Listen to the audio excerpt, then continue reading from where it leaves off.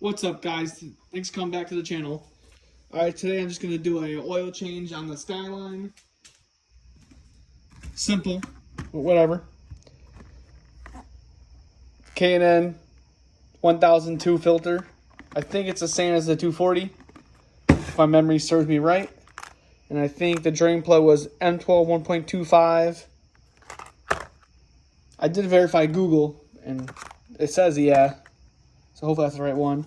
And I've been running 15W40 and the 240's RB forever, and it seems good. So I'm going to continue running that. I know it's kind of weird because for, diesel engines. But I heard good things about this stuff. So let's go ahead and get this thing jacked up and start draining. Alright, we got her jacked up a little bit. Kind of working with tight space here. So got her jacked up. Throw a piece of board underneath for safety.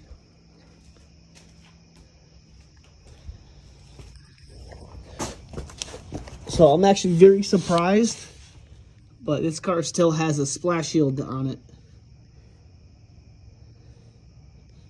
I expected it to be completely missing. I'm going to go ahead and take that down real quick. It is a little broken.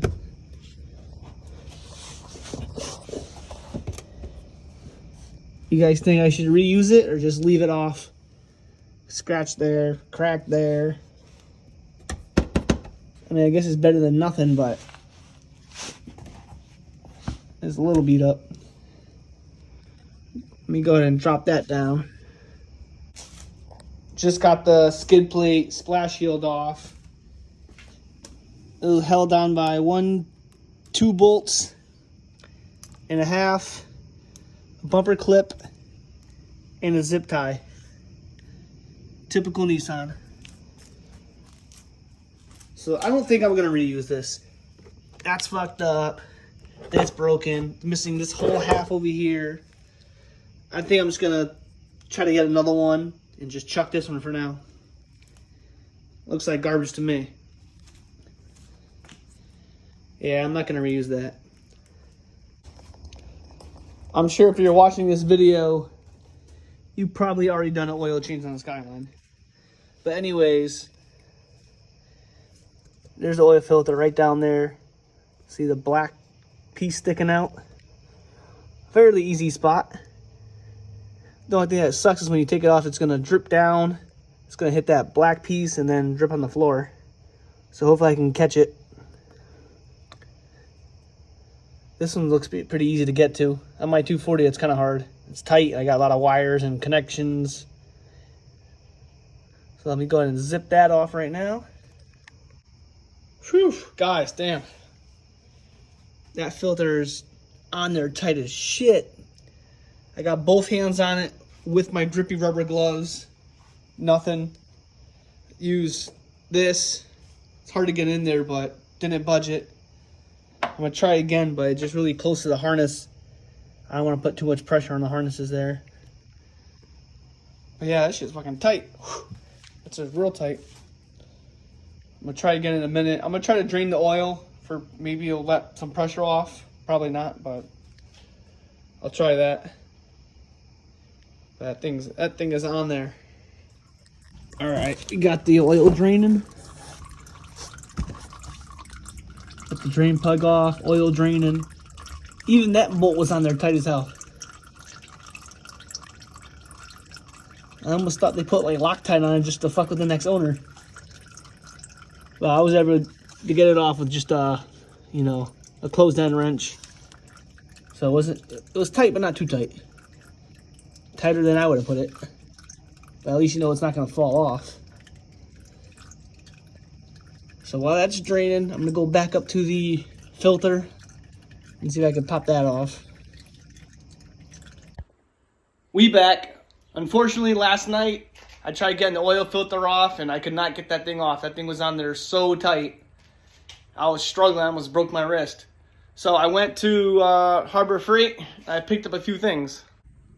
That was a mission failure last night. I couldn't get that filter off for the life of me. I was struggling and struggling. I tried gloves. I tried wetting it. Tried spraying it. But it's just in a tight spot. And my left wrist is kind of messed up. I broke it back when I was BMXing in the radius. So this one's like 75% of strength. And when I was twisting it, I feel like it was going to pop or something. So I just gave up. Went to Harbor Freight today. Picked up these. Try that. And I picked up this just in case. Picked up these. It was $1. And then I got some general purpose grease for the next project. You'll see that one later. All right, let's try to get this filter off now.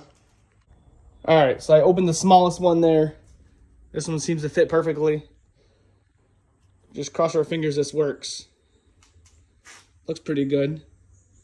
A lot more leverage than my messed up wrist. All right, let's give it a crack. Sheesh.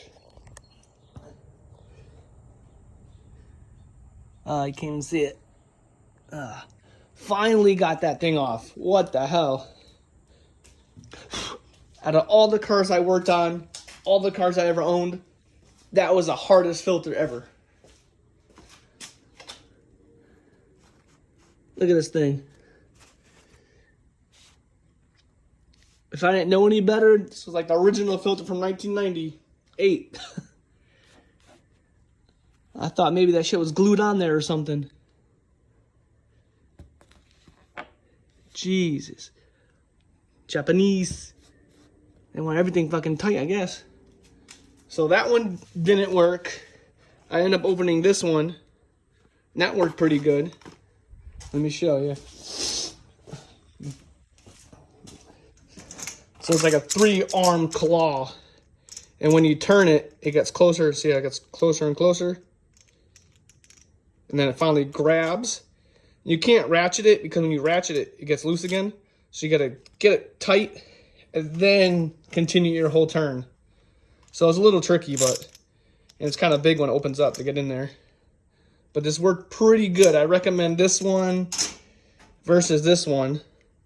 I already opened it, so I can't return it, but this just seems a little cheap.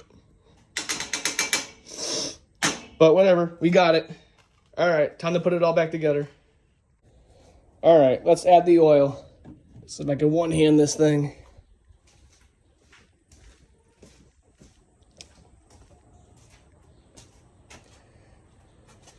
No drips, no drips. Woo. Nice and slow, nice and slow.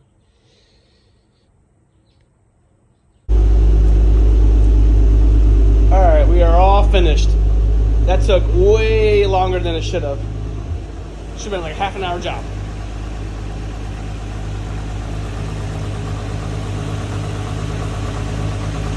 And it would have been a half-an-hour job if that oil filter wasn't on there tight. But we got that brand new K&N oil filter.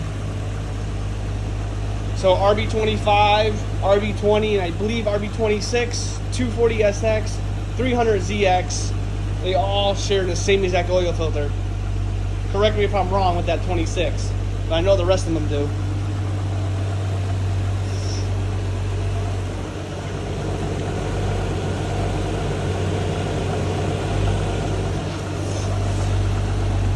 All right, that's a wrap. Stay tuned for the next part.